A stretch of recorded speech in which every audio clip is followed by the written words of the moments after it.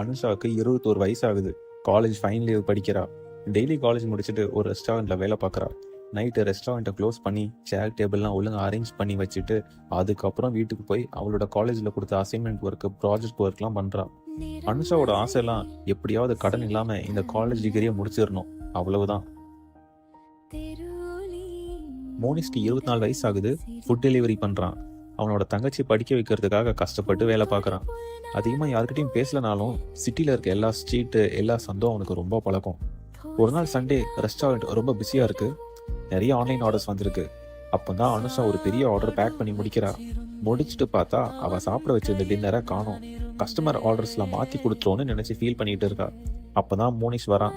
Sorry, நான் ஆர்டரை மாற்றி கொண்டு போயிட்டேன்னு நினைக்கிறேன். இல்லை, நான் தான் மாற்றி உங்களுக்கு கொடுத்துட்டேன் போல. ஆனால் நீங்கள் அதுக்காக இவ்வளோ தூரம் திரும்ப வரணும்னு அவசியம் இல்லை. பரவாயில்ல, இருக்கட்டும், நான் கொண்டு போகும்போது செக் பண்ணி வந்துருக்கணும். அதுக்கப்புறம் மோனிஷ் எப்போல்லாம் அந்த ரெஸ்டாரண்ட்டில் ஆர்டர் பிக்கப் பண்ண வரானோ அப்போல்லாம் அவங்க மீட் பண்ணுறாங்க.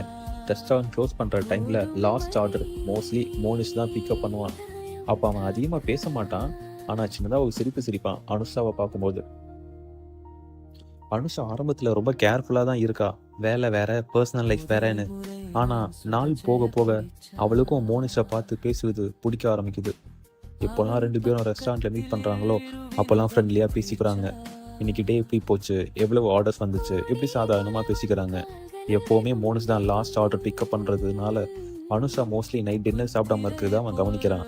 அதுலேருந்து என்னைக்கெல்லாம் வேலை ரொம்ப அதிகமாக இருக்கோ அன்னைக்கெல்லாம் மோனிஷ் அனுஷாக்காக சாப்பிட தோசை வாங்கிட்டு வரான். அப்படித்தான் ஒரு நாள் மோனிஷ் நல்லா சூடாக தோசை வாங்கிட்டு வரான். அப்போ தான் மழை பெய்யுது. அனுஷா கிட்ட சொல்கிறான், நீ எப்படியும் சாப்பிட்ருக்க மாட்டேன்னு தெரியும், உனக்கும் சாப்பிட தோசை வாங்கிட்டு வந்திருக்கேன். அனுஷாவும் அவனை பார்த்த உடனே ரொம்ப சந்தோஷமாயிக்கிறார். 2 பேரும் உட்காந்து பேசிக்கிட்டே தோசை சாப்பிட்றாங்க. அப்போ வேலையை பற்றி, காலேஜ் லைஃப் பற்றி, அவங்களோட ஆசைகளை பற்றி பேசிக்கிட்டே சந்தோஷமாக இருக்காங்க. அதுல இருந்து எல்லா நைட்டும் 2 பேரும் ஒன்றா தான் சாப்பிடுவாங்க. நாளுக்கு நாள் அவங்க ஃப்ரெண்ட்ஷிப் ரொம்ப நெருக்கமாச்சு.